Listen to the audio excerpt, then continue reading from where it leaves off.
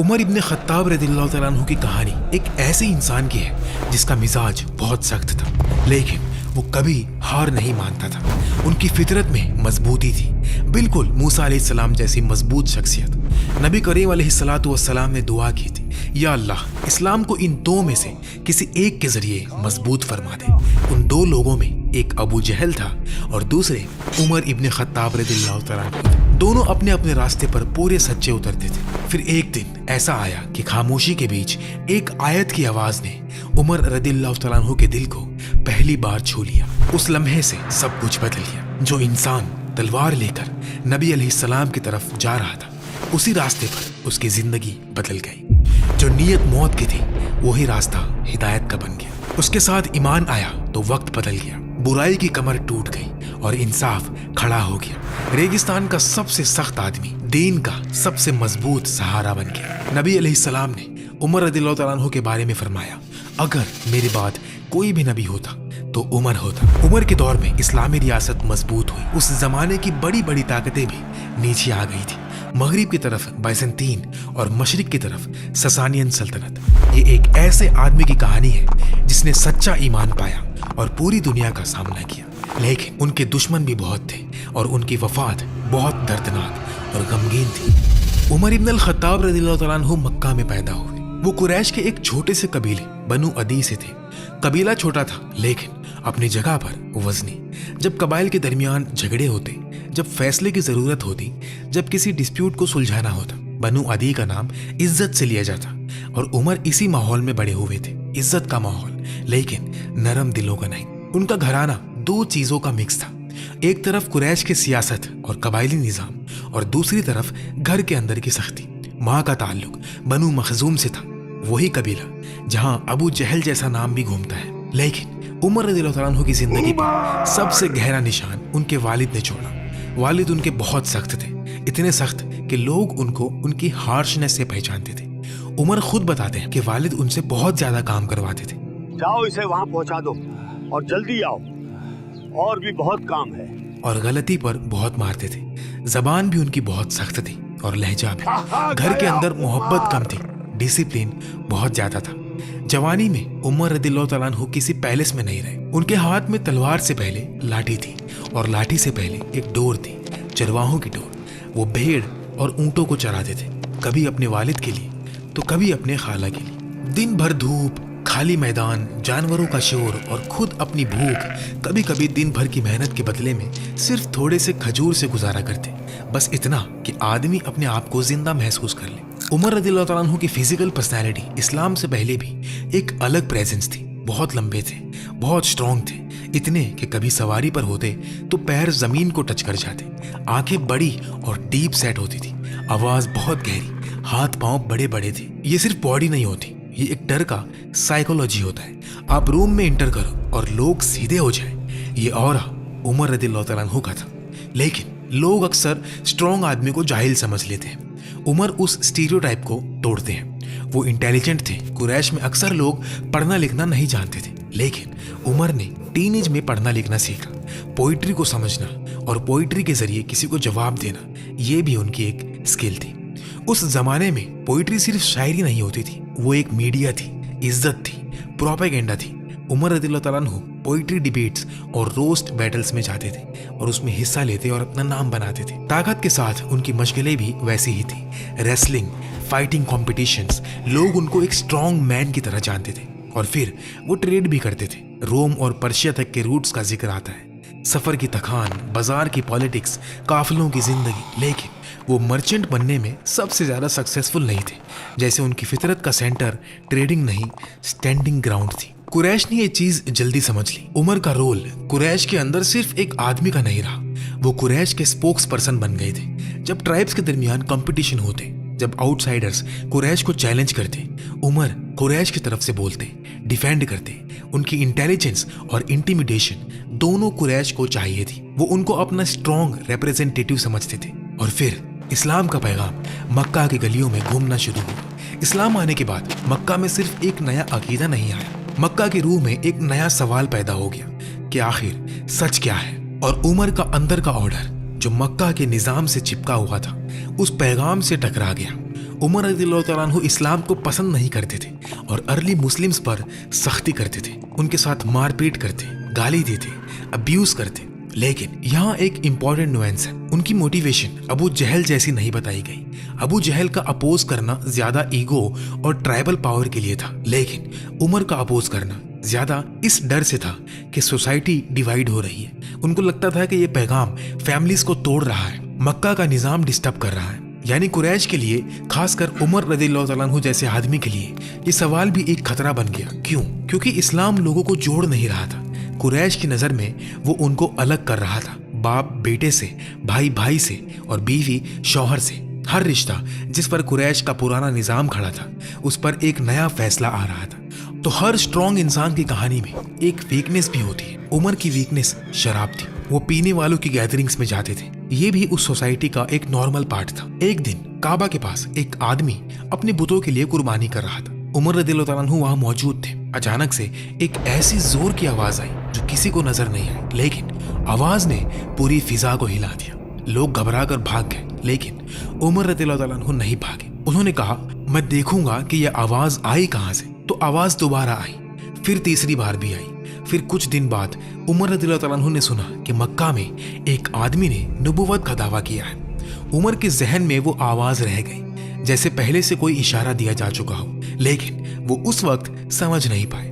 उमर रज़ियल्लाहु तआला अन्हु कहते हैं कि मैं इस्लाम से दूर था, दीन में कोई दिलचस्पी नहीं थी, और एक और बात, मुझे शराब की आदत थी। एक रात मैं अपने ड्रिंकिंग बडीज ढूंढने निकला, लेकिन कोई मिला ही नहीं। फिर मैं किसी से शराब लेने गया, वहां भी मुझे कुछ नहीं मिला। तो मैंने कहा कि चलो काबा का तवाफ ही कर लेता हूँ। रात का सन्नाटा काबा के पास, और अचानक उन्होंने नबी सल्लल्लाहु अलैहि वसल्लम को अकेले नमाज पढ़ते देखा। कोई और नहीं, बस नबी अलैहिस्सलाम और कुरान की तिलावत। उमर रज़ियल्लाहु तआला अन्हु ने सोचा, आज सुनकर देख लेता हूँ कि ये क्या पढ़ते हैं। वो काबा के दूसरी तरफ गए और काबा के किस्वा, यानी जो काबा की चद्दर है, उसके नीचे छुपकर आगे बढ़ने लगे। यहाँ तक कि नबी अलैहिस्सलाम और उमर रज़ियल्लाहु तआला अन्हु के दरमियान सिर्फ वो चद्दर रह गई। नबी अलैहिस्सलातु वस्सलाम कुरान पढ़ रहे थे और उमर का दिल पहली बार अंदर से हिलने लगा था। मैंने इससे ज्यादा खूबसूरत कलाम कभी नहीं सुना। फिर उमर रज़ियल्लाहु तआला अन्हु के जहन में एक ख्याल आया, ये तो शायर है। उसी वक्त नबी अलैहिस्सलाम ने वो आयत पढ़ी जिसका मतलब, ये किसी शायर का कलाम नहीं, तुम बहुत कम ईमान लाते हो। उमर रज़ियल्लाहु तआला अन्हु का दिल कांप गया, ये तो मेरे दिल का जवाब आ गया। फिर उमर ने सोचा, अच्छा ये जादूगर होगा। उसी वक्त नबी अलैहिस्सलाम ने ऐसी आयत पढ़ी जिसका मतलब ये था, ये किसी जादूगर का कलाम नहीं, तुम बहुत कम याद रखते हो। उमर पर जैसे बिजली गिर गई। उनको समझ ही नहीं आया कि ये क्या हो रहा है। मेरे ख्यालात का जवाब कुरान में कैसे आ रहा है। वो घबरा कर वहां से निकल गए और कुछ वक्त तक कंफ्यूज्ड और शॉक्ड रहे। ये वाकया इस्लाम से पहले ही उमर रज़ियल्लाहु तआला अन्हु के अंदर एक दरवाज़ा खोल देता है, लेकिन वो अभी भी अपनी रेपुटेशन, सोसाइटी और अपने गुस्से के बोझ में उलझे हुए थे। लेकिन कहानी का सबसे गहरा ट्विस्ट ये है कि उमर के घर में इस्लाम उमर से पहले आ चुका था। चुपके से उनकी बहन फातिमा बिन्त अल खत्ताब इस्लाम ला चुकी थी। उनके ब्रदर इन लॉ सईद इब्ने जैद मुस्लिम हो चुके थे और उनके भाई जैद भी छुपकर इस्लाम ला चुके थे। उमर रज़ियल्लाहु तआला अन्हु मुसलमानों के लिए एक बड़ा खतरा थे। वो उनको दबाते थे, उन पर सख्ती करते थे, उनको इस्लाम से दूर करना चाहते थे। और जब उनको लगा कि ये फितना अब हद से बढ़ गया है, तो उस वक्त अबू जहल ने कुरैश के सामने ऐलान किया, कौन मोहम्मद सल्लल्लाहु अलैहि वसल्लम को शहीद करेगा। उमर ने कहा, मैं। उनका इरादा बिल्कुल साफ था, आज इस फितने का खात्मा कर दूंगा। उनके कदम तेज थे, चेहरा सख्त था और चलने का अंदाज ऐसा था जैसे फैसला हो चुका हो। रास्ते में जो भी उनको देखता समझ जाता कि उमर किसी छोटी बात के लिए नहीं निकले। इसी दौरान उनको उनके कबीले का एक जवान मिला, नुआइम इब्ने अब्दुल्लाह रज़ियल्लाहु तआला अन्हु। नुआइम ने उमर को देखते ही समझ लिया, तलवार नंगी है और गुस्सा आग की तरह। नुआइम ने पूछा, कहाँ जा रहे हो? उमर रज़ियल्लाहु तआला अन्हु ने कहा, मोहम्मद सल्लल्लाहु अलैहि वसल्लम को शहीद करने। नुआइम ने पहले उनको रोकने की कोशिश की, वो सादिक है, अमीन है, उनके अखलाक देखो। फिर उन्होंने एक और एंगल से कहा, तुम समझते हो बनु अब्द मनाफ तुम्हें छोड़ देंगे? उमर रज़ियल्लाहु तआला अन्हु का गुस्सा और भड़क गया। उन्होंने नुआइम पर शक किया, क्या तुम भी उनमें से हो? तलवार का रुख भी उनकी तरफ कर लिया। नुआइम को समझ आ गया कि सीधा रोकना मुश्किल है, तो उन्होंने एक डायवर्जन मारा, ऐसा झटका जो उमर को पलट दे। उन्होंने कहा कि अपने घर की खबर लो। तुम्हारी बहन फातिमा रदिल्लाहु तआला अन्हा और तुम्हारा बहनोई सईद इब्न ज़ैद मुसलमान हो चुके हैं। बस उमर रदिल्लाहु तआला अन्हु का रास्ता बदल गया। उमर रदिल्लाहु तआला अन्हु फातिमा रदिल्लाहु तआला अन्हा के घर जा पहुंचे। दरवाजे के पीछे से कुरान की तिलावत की आवाज आ रही थी। कुरान की आवाज ऐसी होती है कि अगर दिल के अंदर जरा सी भी जगह बची हो तो वो सीधी उसी जगह पर जाकर उतर जाती है। लेकिन उमर के लिए ये आवाज उस वक्त एक चैलेंज थी, निजाम पर चैलेंज थी, एक घर पर चैलेंज थी, इज्जत पर चैलेंज थी। घर के अंदर खब्बाब रदिल्लाहु तआला अन्हु उनको कुरान पढ़ा रहे थे। उमर की आहट पर खब्बाब छुप गए। सवाल, इल्जाम और फिर गुस्सा, हत्ता कि सईद रदिल्लाहु तआला अन्हु पर हाथ उठ गया। उनकी बहन बीच में आई और गुस्सा वहां भी ना रुका। फातिमा रदिल्लाहु तआला अन्हा के चेहरे पर चोट लग गई और चेहरा खून से भीग गया। खून सिर्फ जख्म नहीं होता, कभी कभी वो इंसान को उसकी अपनी हकीकत दिखाता है। उमर को शर्म आई, गुस्सा अब भी था, लेकिन अंदर कुछ पिघल चुका था, जैसे किसी ने उनके सीने के अंदर एक पत्थर को हल्का सा क्रैक कर दिया हो। उमर की नजर एक कोने पर गई। वहां किसी चीज पर कुरान को लिखा गया था। उन्होंने कहा, ये मुझे दो। फातिमा ने जख्म के बावजूद हिम्मत से कहा, तुम पाक नहीं, तुम मुशरिक हो, इसे हाथ नहीं लगा सकते, पहले गुस्ल और वुजू करो। ये वो पल था जहां उमर का गुस्सा उनकी मर्जी पर हारा। उन्होंने बात मान ली, उठे, अपने आप को पाक किया और फिर वापस आए। पेजेस उनके हाथ में आए। सबसे पहले उनकी नजर पड़ी बिस्मिल्लाहिर्रहमानिर्रहीम। उमर रदिल्लाहु तआला अन्हु रुक गए। उन्होंने कहा, कितने खूबसूरत नाम है ये। और फिर सूरह ताहा के अल्फाज पढ़े। वो पढ़ते गए और हर लफ्ज जैसे एक दरवाजा खोलता गया। गुस्सा जो तलवार की तरह सीधा होता है, अब वो घूम कर दिल की तरफ आ रहा था। फिर वो आयत जिस पर उमर रदिल्लाहु तआला अन्हु का कदम अंदर से लड़खड़ाया, मैं ही अल्लाह हूँ, मेरे सिवा कोई माबूद नहीं, मेरी इबादत करो और मेरी याद के लिए नमाज कायम करो। इस जगह पर उमर रदिल्लाहु तआला अन्हु की सख्ती जैसे जमीन पर गिर गई। उन्होंने कहा, यह कलाम बिल्कुल हक है, जिसका ये कलाम है उसी की इबादत होनी चाहिए। अब तक खब्बाब रदिल्लाहु तआला अन्हु जो छुपे हुए थे वो बाहर आ गए। उन्होंने कहा, मुझे उम्मीद है कि रसूलुल्लाह सल्लल्लाहु अलैहि वसल्लम की दुआ तुम्हारे हक में कबूल हो गई। फिर उन्होंने वो दुआ बताई, या अल्लाह, इस्लाम को इन दोनों में जो तुझे सबसे ज्यादा महबूब है उसके जरिए कुव्वत दे। उमर ने पूछा, रसूलुल्लाह ने मेरे बारे में दुआ की? और फिर वो जुमला जो उमर को उमर नहीं रहने देता। इस वक्त दुनिया में रसूलुल्लाह सल्लल्लाहु अलैहि वसल्लम से ज्यादा कोई महबूब नहीं। ये सिर्फ एक लाइन नहीं थी, ये एक दिल का पलट जाना था। उमर ने कहा, मुझे मोहम्मद सल्लल्लाहु अलैहि वसल्लम के पास ले चलो। खब्बाब रदिल्लाहु तआला अन्हु उमर को दारुल अरकाम ले गए और उमर रदिल्लाहु तआला अन्हु तलवार के साथ ही थे, क्योंकि वो पहले कत्ल के इरादे से निकले थे। दरवाजे के अंदर सहाबा के सांस रुक गए। उमर दरवाजे पर है, तलवार के साथ। ये वही उमर था जिससे लोग बच कर रहते थे। लेकिन उस वक्त हमजा रदिल्लाहु तआला अन्हु भी वहीं मौजूद थे। हमजा रदिल्लाहु तआला अन्हु ने कहा, दरवाजा खोलो, अगर नियत अच्छी है तो खैर, वरना मैं खुद उन्हें रोकूंगा।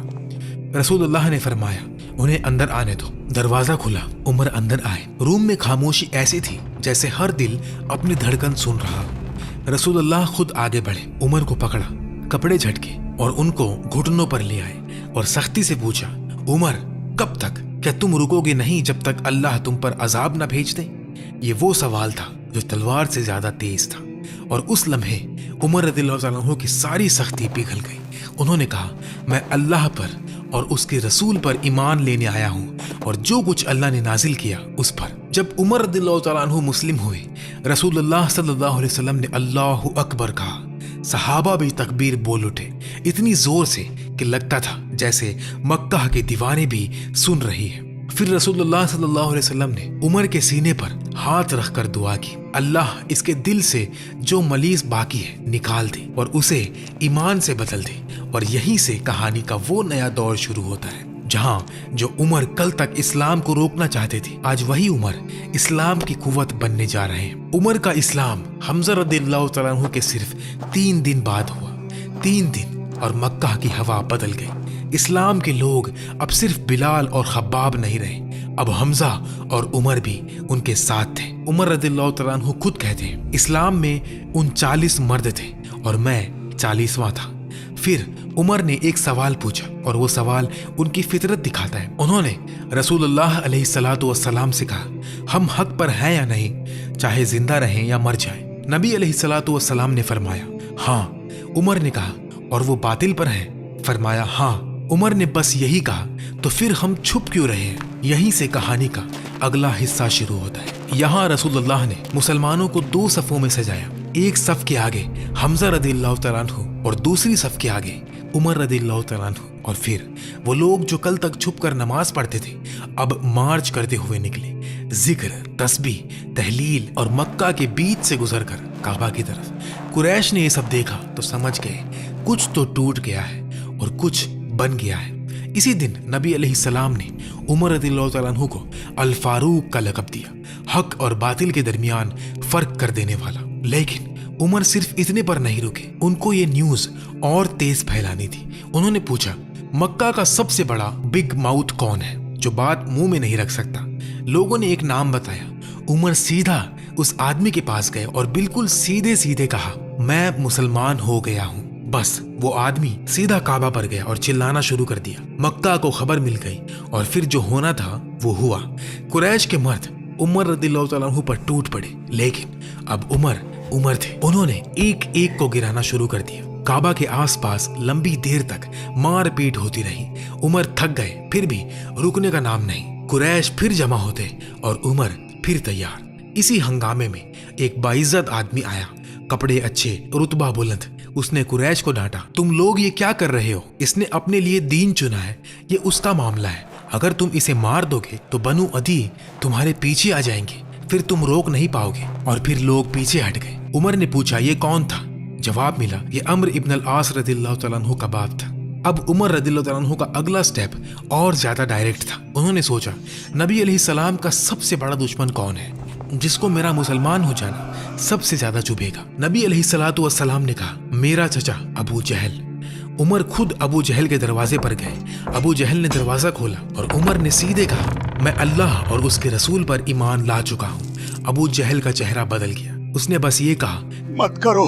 उमर ने कहा, अब देर हो चुकी, और अबू जहल ने दरवाजा जोर से बंद कर दिया, गाली, लानत और नफरत के साथ। अब्दुल्ला इब्न मसूद रदियल्लाहु तआला अन्हु कहते हैं, उमर का इस्लाम अपने आप में एक फतह थी।